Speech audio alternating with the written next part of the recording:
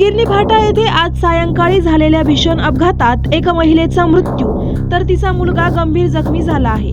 मृत महिला व तिचा मुलगा हे दुचाकीवरून जात असताना मागून भंगार येऊन जाणाऱ्या टेम्पोने जोरदार धडक दिली। या धडकेत महिलाचा जागीच गंभीर जखमी होऊन मृत्यू झाला तर तिचा मुलगा गंभीर जखमी झाला आहे। अपघातानंतर दोघांनाही तातडीने कामगार हॉस्पिटल येथे दाखल करण्यात आले, मात्र उपचारापूर्वी डॉक्टरांनी महिलेला मृत घोषित केले। जखमी मुलावर सध्या उपचार सुरू आहेत।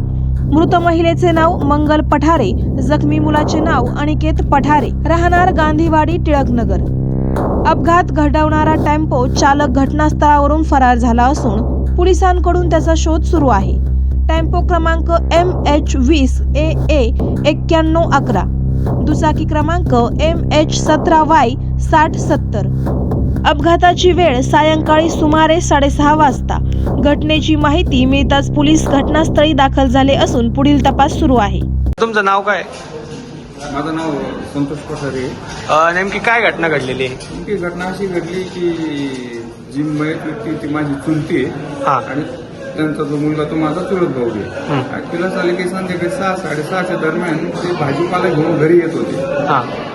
घरी येत असताना त्यांना अचानक मागून एका डंपरने धडक दिली आणि त्याच्यामध्ये ती जी माझी चुलती आहे ती गाडीतून खाली पडली आणि तिच्या डोक्याला जबर मार लागला। त्याच्यामुळे ती आम्ही म्हणजे तिला हॉस्पिटलला आणत होतो। त्या घटनेमध्ये जी चुलती ती माझी एक्सपायर झालेली आणि भावाची परिस्थिती जरा सिरियस आहे आता सध्या। त्याची पण गॅरंटी काही सांगू शकत नाही म्हणतात। आणि जो ट्रक चालक आहे तो फरार झालेला आहे, तो आम्ही सापडला।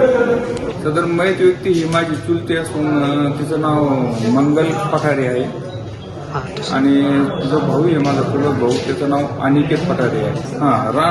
राहणार गांधीवाडी। त्याच्यामध्ये असं आहे की आता त्याच्यामध्ये प्रशासनाने काहीतरी या घटनेची गांभीर्याने दखल घ्यावी। करायचं आहे लाईव्ह कार्यक्रम किंवा आहे कसले आंदोलन, जनसामान्यपर्यंत पोहोचेल आपला हक्काचा आवाज जनतेचा।